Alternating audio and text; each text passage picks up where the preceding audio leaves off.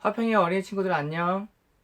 오늘은 창세기 17장의 내용을 가지고 함께 이야기를 나눌 거예요. 지난 시간에 창세기 16장에서는 너를 인도하여 거주하게 한 땅, 가나안 땅, 이 땅을 너와 내 자손에게 주도록 하겠다라고 하나님께서 아브라함에게 말씀하셨는데, 하나님의 약속이 이루어지기를 기다렸지만 수년 동안 아브라함과 아내 사레 사이에서는 아이가 생기지 않자 아내 사레가 아브라함, 당신에게 하나님의 주신 약속이니 나의 여종인 하갈을 데려다가 아이를 가지게 하여서 그로 하여금 하나님의 말씀을 이루게 하자라고 말하고, 그리고 그 말을 좋게 여긴 아브라함이 하갈을 취해서 아이를 갖게 되었어요. 그런데 이 선택이 결국에는 아브라함과 아내 사레의 사이에 서로 다투고 원망하게 되는 사건이 되게 되었어요. 그리고 하갈은 여주인 사레의 핍박 속에서 견디다 못해 광야로 도망치게 되고, 하나님께서 하갈을 위로하시고 하갈로 하여금 다시금 아브라함과 사레에게 돌아가 그들 밑에서 있으며 자녀를 낳도록 위로하시는 말씀을 지난 시간에 함께 배웠어요. 오늘은 그로부터 다시 13년 뒤에 일어난 일을 얘기하고 있어요. 아브라함의 나이가 99세가 되던 해였는데, 그 해에 하나님께서 아브라함에게 직접 나타나셨어요.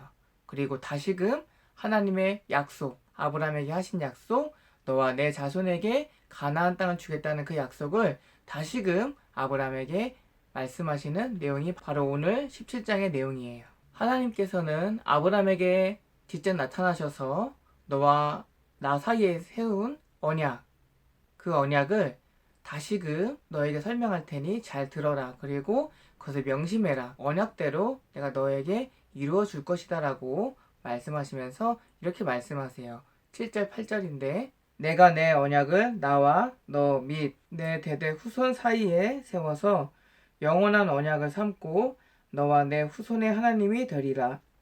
내가 너와 내 후손에게 내가 거류하는 이 땅, 곧 가나안 온 땅을 주어 영원한 기업이 되게 하고 나는 그들의 하나님이 되리라.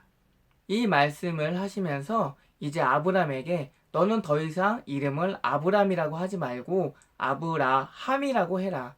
왜냐하면 너는 이제 한 아이의 아빠가 아니라, 그냥 아빠라는 의미의 아브람이 아니라 여러 민족의 아비라는 의미로 아브라함이라고 해라. 왜냐하면 내가 너와 한 약속, 그 약속대로 너는 여러 민족, 큰 민족의 아버지, 조상이 될 것이기 때문이다 라고 말씀하세요. 그러면서 하나님께서는 이제 이름을 바꾼 아브라함에게 이렇게 얘기하세요.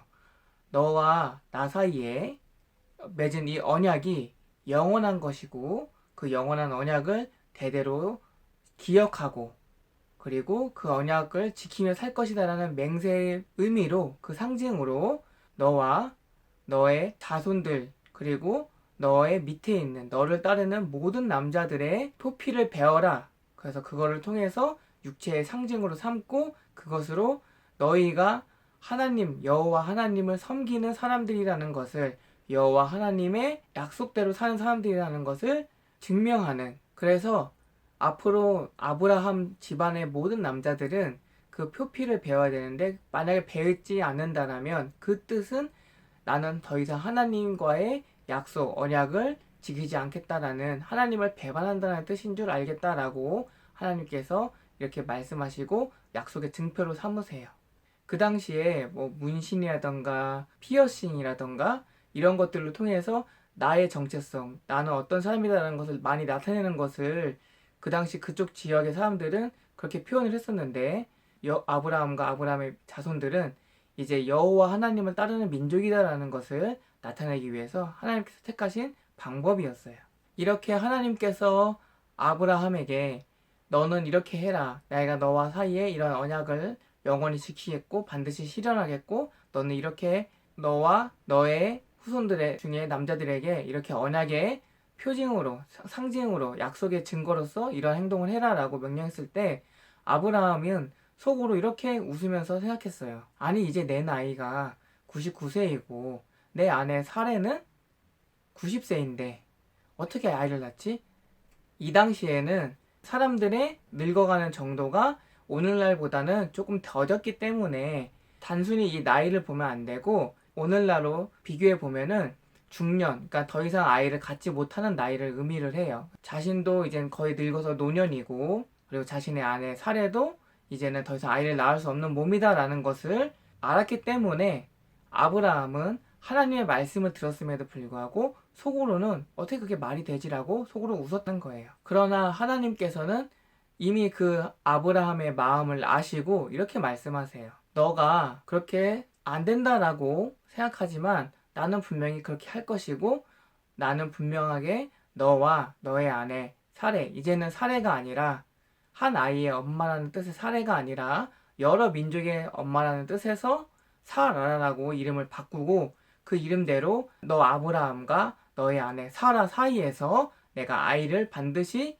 낳게 하겠다. 그 아이의 이름을 이삭이라고 해라. 그것이 바로 내가 너와 한 약속이 실제로 이루어진다라는 증거가 될 것이다 라고 하나님께서 말씀하세요. 그리고 반드시 이 일은 반드시 내년 이맘때쯤에 이루어질 것이다 라고 하나님께서 이제는 기간까지 콕 집어서 말씀해 주세요. 그러면서 하나님께서는 내가 너 아브라함과 나눈 이 언약, 맺은 언약은, 약속은 너와 너의 아내 사라가 낳을 아이 이삭과 내가 맺어서 이어갈 약속이다라고 마지막으로 한 번 더 아브라함에게 명심하게끔 하시고, 그리고 하나님께서는 떠나세요. 아브라함은 자신의 마음을 이미 읽으시고 아시고, 그럼에도 불구하고 반드시 그 약속이 이루어질 것이다라고 다시금 하나님께서 직접 나타나셔서 말씀하셨기 때문에 그 하나님의 그 말씀을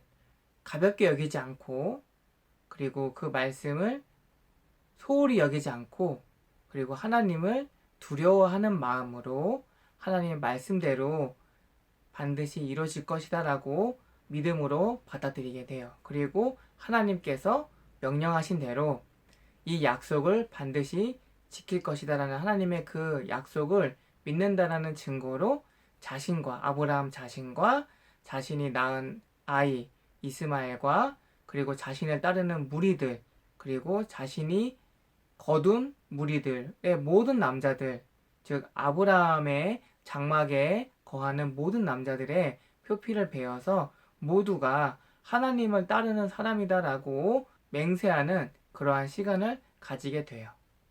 이것이 오늘 우리가 함께 나눈 창세기 17장의 내용이에요. 다음 시간에는 하나님께서 이제 하나님을 보좌하는 천사들과 함께 다시금 아브라함 앞에 나타나시는데, 그때 아브라함과 아브라함의 아내 사라에게 말씀하시는 내용과, 그리고 하나님께서 아브라함에게 소돔 땅에 대해서 말할 때에 아브라함과 하나님 사이에 소돔 땅을 두고 얘기한 내용들을 가지고 함께 이야기를 나눌 거예요. 우리 친구들 다음 시간까지 건강하고 밝고 즐겁게 지내길 바래요. 그럼 다음 시간까지 모두 안녕.